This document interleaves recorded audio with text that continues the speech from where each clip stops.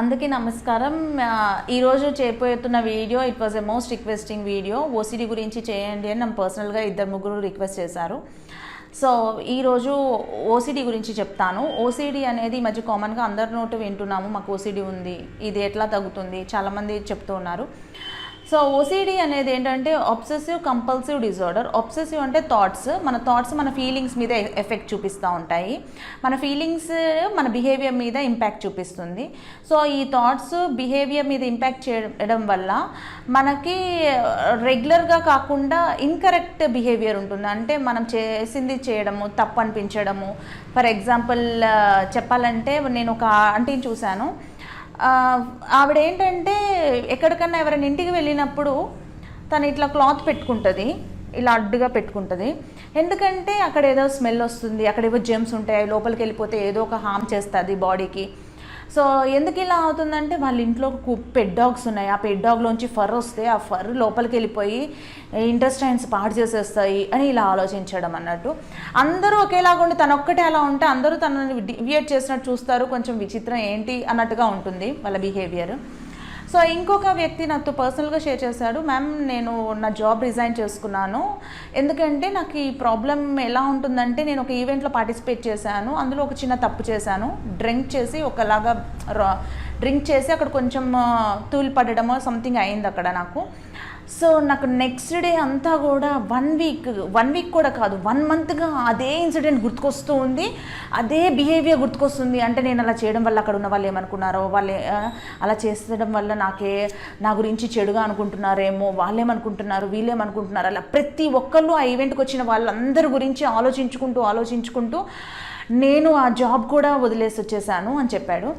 So different పీపుల్కి different experience ఉంటాయి దీనివల్ల. అదేంటంటే కొంతమందికి ఎలా ఉంటుందంటే అది గాడ్ మీద కూడా ఉంటుంది, దేవుడికి మీదకి విపరీతంగా పూజలు చేస్తూ ఉంటారు. అదేంటి ఇలా వాళ్ళు పూజలు చేస్తున్నారంటే ఆవిడ ఇలా కూడా చెప్పింది ఏంటంటే, నాకు భయం వేస్తుంది, మా బాబు బయటకు వెళ్ళాడు, ఏ యాక్సిడెంట్ అవ్వకుండా ఉండాలంటే నేను పూజలు ఎక్కువ చేయాలి. అంటే ఏదో భయం, అక్కడ ఏదో యాక్సిడెంట్ అవుతుందేమో, నేను పూజలు చేసేస్తే ఏదో తగ్గిపోతుంది అనే ఒక సూపర్స్టిషియస్. అంటే ఓసిడి అనేది ఒక సూపర్స్టిషియస్ గాడ్ మీద ఒకలాగా ఉంటుంది వాళ్ళకి. అది విపరీతంగా పూజలు చేయడం. ఆవిడేంటంటే ఇంట్లో హస్బెండ్ తిన్నారా లేదా అని కూడా పట్టించుకోకుండా రోజు 3 సార్లు గుడికి వెళ్ళిపోవడము.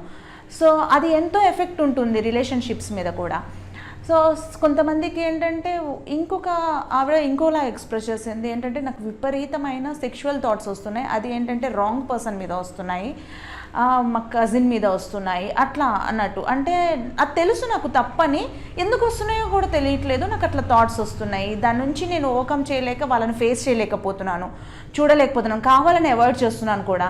సో అలా కొన్నిసార్లు కావాలని అవాయిడ్ చేయడం వల్ల నా మీద నెగిటివ్ ఇంపాక్ట్ పడుతుంది, వాళ్ళందరూ నా గురించి చెడుగా అనుకుంటున్నారు, ఇలాంటి అనిపిస్తూ ఉంది, దానివల్ల నేను ఎక్కడికి వెళ్ళట్లేదు.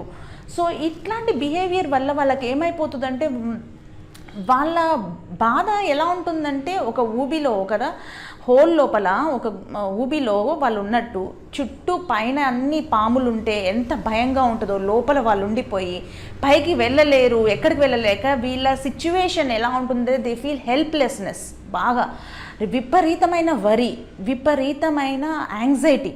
మెయిన్గా ఓసిడి వచ్చేది యాంగ్జైటీ వల్ల వస్తుంది. అంటే ఏదో అయిపోతుంది, ఏదో చెడు జరుగుతుంది, ఏదో అని ఒక భయం అన్నట్టు. ఇర్రేషనల్ థాట్స్, బిలీఫ్స్ వాళ్ళని ఆ పనిలో హ్యాపీగా ఉండలేవు. ఆ మూమెంట్లో పాస్ట్లో ఏదైనా ఉన్నా కానీ, పాస్ట్ అనే కాదు ఏదైనా కానీ వాళ్ళలోని భయాలు వాళ్ళని హ్యాపీగా ఉండనియవు. ఆ ఎన్వైర్న్మెంట్నే కొంచెం నెగిటివ్గా క్రియేట్ చేసుకుంటారు.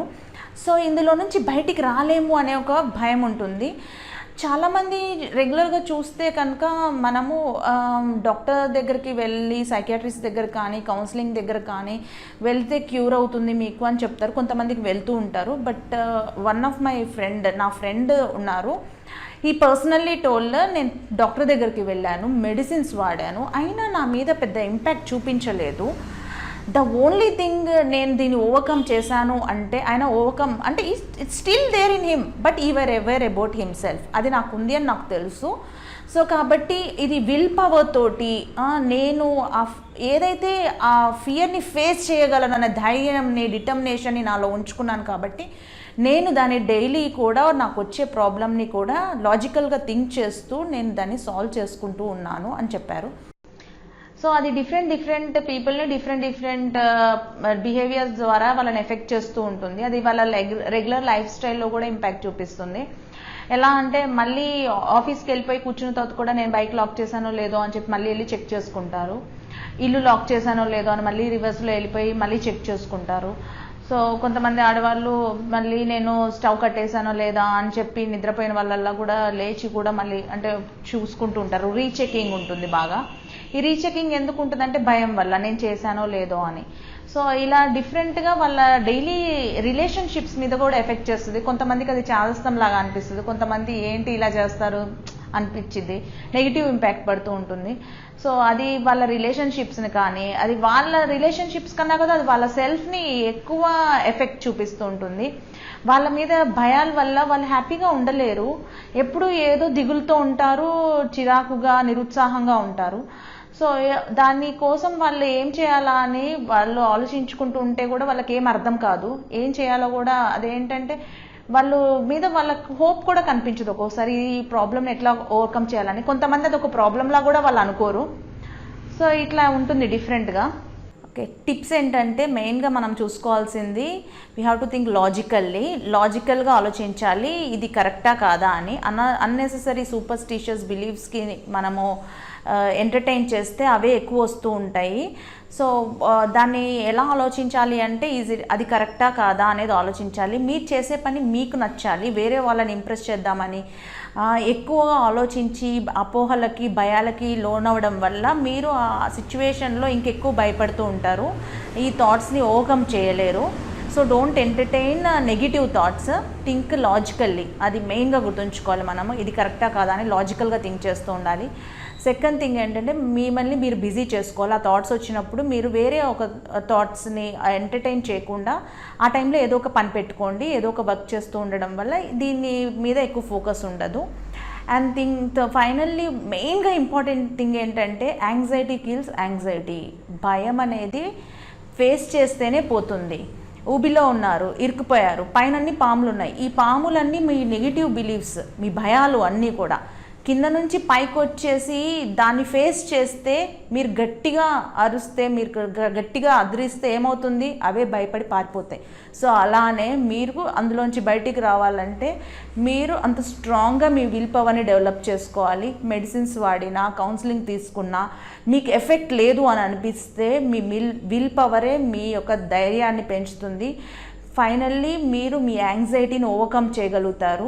మనకు ఎన్ని ఆందోళనలు ఉన్నా కానీ, మనకు ఎన్ని భయాలు ఉన్నా కానీ వాటిని మనము రేషనల్ వేలో ఆలోచించడం వల్ల కొన్ని పాజిటివ్ వీడియోస్ చూడండి, దాన్ని మీ లైఫ్లో అప్లై చేసుకుంటానికి ట్రై చేయండి. లాజికల్గా అది కరెక్టా, నేను ఎలా చేయగలుగుతాను అనేది ఆలోచిస్తూ ఉంటే డెఫినెట్లీ అది మీ యొక్క విల్ పవర్ని పెంచుతుంది, మీరు ఓవర్కమ్ చేయగలుగుతారు. హోప్ ఈ వీడియో మీకు నచ్చుతుందని కోరుకుంటున్నాను. అండ్ ఇది మీకు కామన్గా అనిపించవచ్చు, మీకు ఆ ప్రాబ్లం ఉండకపోయి ఉండొచ్చు, కానీ ఎవరికైనా కానీ ఇటువంటి ప్రాబ్లం ఉన్న వాళ్ళు మీ రిలేటివ్స్ కానీ ఫ్రెండ్స్ కానీ ఉంటే ఈ వీడియో వాళ్ళకి షేర్ చేయండి, వాళ్ళకి హెల్ప్ అవ్వాలని కోరుకుంటున్నాను. Thank you.